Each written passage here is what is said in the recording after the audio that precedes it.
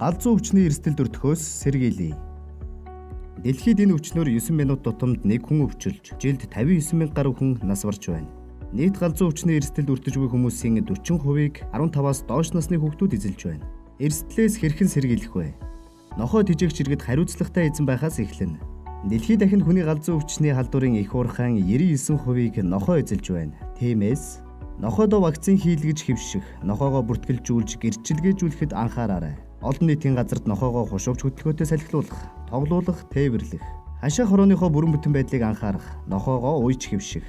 Хэрэв танай нохой муурны чин зан төрөх эрс өөрчлөгдөж, галзуугийн шин жилэрч танд с сэжигтэй санагдвал аль болох хавтал болохгүйгээр яаралтай мал эмнэлэгт хандаарай. Хүн урсан тохиолдолд 10 хоног хүртэл уйж, мал эмнэлгийн хяналтанд байлгаарай.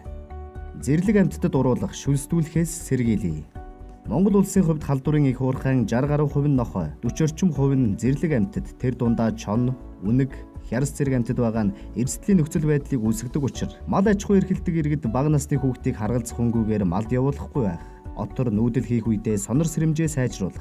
Аялал зугаалга, ажил амралтаар хөдөө орон нутагт зорчих үедээ галзуугийн с сэжигтэй зэрлэг амьтдын дайралтад өртөхөөс сэрэмжлэх.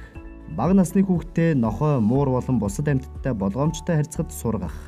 Эрсдэлд өртсөн бол та галзуугийн с сэжигтэй мал амьтанд уруулж ноцуулах, шүлсдүүлсэн бол эрүүл мэндийн байгууллагт цаг алдалгүй хандаарай.